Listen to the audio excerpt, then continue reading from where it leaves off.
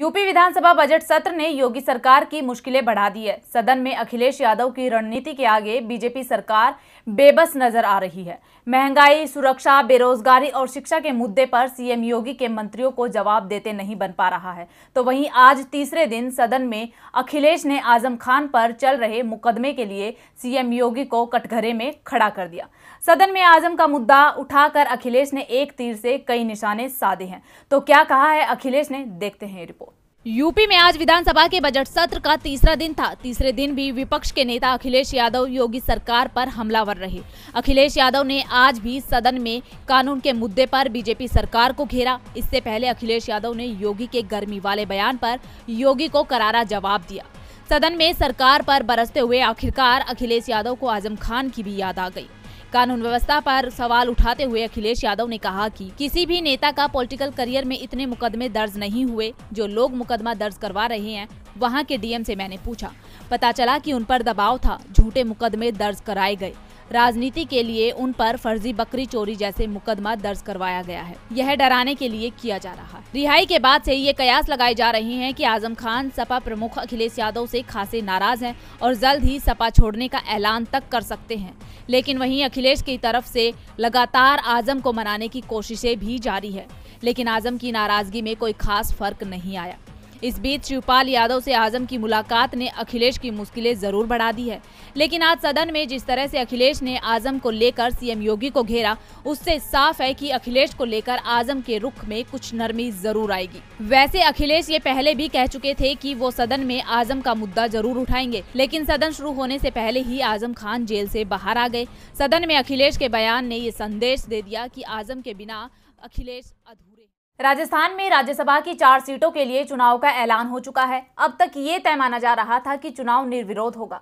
BJP और कांग्रेस दोनों ही दल के उम्मीदवार आसानी से चुनाव जीत जाएंगे, लेकिन अब ये होता नहीं दिख रहा है, क्योंकि 4 सीटों के लिए मैदान में 5 उम्मीदवार आते दिखाई दे रहे हैं, जिससे मुकाबला कड़ा दिखाई देने लगा है। इसके साथ ही दोनों ही पार्टियों को क्रॉस वोटिंग की चिंता भी सता रही है। तो क्या है राजस्थान विधानसभा का समीकरण और किसे मिल सकती है जीत, देखिए ये रिपोर्ट। राज्यसभा चुनावों से डरी बीजेपी विधायकों की बाड़ेबंदी में जुट गई है। अभी तक दूसरे दलों में सेंध लगाने वाली बीजेपी के घर में ही अब सेंध लगती नजर आ रही है। बीजेपी को चिंता है कि चुनाव में उसके विधायक कांग्रेस उम्मीदवार को वोट ना दे दें। राजस्थान विधायक की 4 राज्यसभा सीटों के लिए 10 जून को वोटिंग होनी है। 200 सदस्य राजस्थान विधानसभा में इस समय कांग्रेस के पास 108 विधायक है, भाजपा के पास 71, निर्दलीय 13, आरएलपी के 3, बीटीपी के 2, माकपा के 2 और आरएलडी का 1 विधायक है। राज्यसभा की 1 सीट जीतने के लिए 41 विधायकों के वोट की जरूरत होगी। ऐसे में कांग्रेस आसानी से 2 सीट जीतने में सफल रहेगी और बीजेपी को भी 1 सीट पर जीत मिलना तय है। पेच चौथी सीट को लेकर फंस रहा है।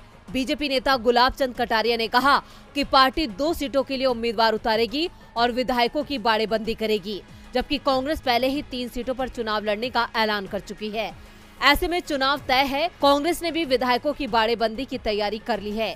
बीजेपी के पास 1 सीट जीतने के बाद 30 वोट अतिरिक्त बचेंगे। उसे 11 और वोटों की जरूरत पड़ेगी तो कांग्रेस को 2 सीट तो आसानी से मिल जाएंगी। तीसरी सीट के लिए उसके पास 26 वोट बचेंगे।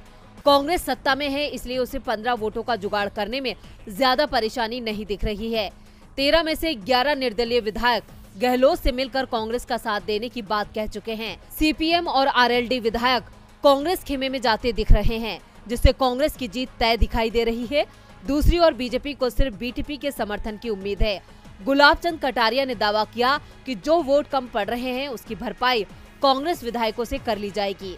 कांग्रेस के कई विधायक उनके संपर्क में हैं, तो दूसरी ओर कांग्रेस ने भी बीजेपी के दावों को झूठा बताते हुए कहा कि कटारिया डरे हुए हैं, क्योंकि बीजेपी के कई विधायक कांग्रेस में आने की तैयारी कर रहे हैं।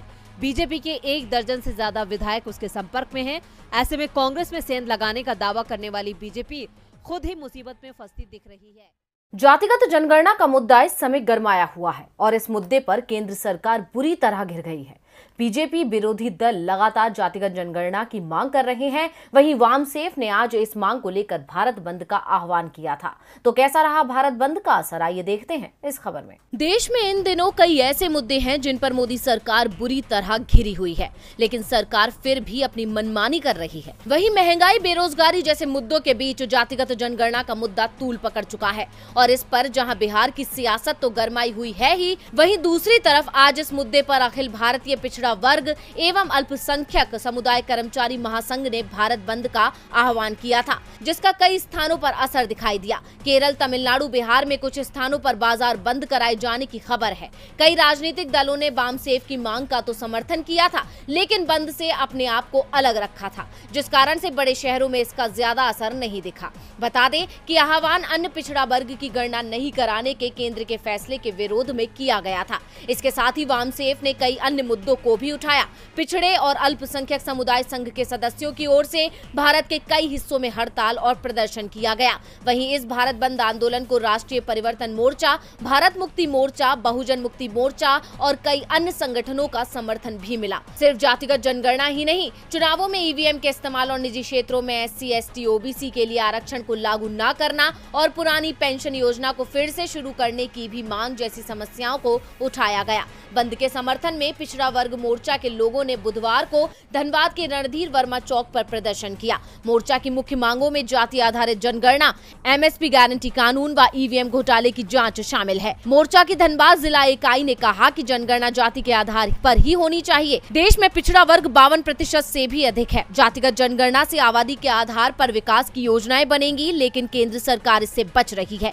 यही वजह है कि मोर्चा को आंदोलन का सहारा लेना पड़ रहा है। उन्होंने कहा कि अगर इसके बाद भी सरकार ने मांगे पूरी नहीं की तो आगे की रणनीति तय की जाएगी। आज भारत बंद का प्रभाव दिल्ली में तो कम देखने को मिला, खासकर सोशल मीडिया पर लोगों ने भारत बंद का खूब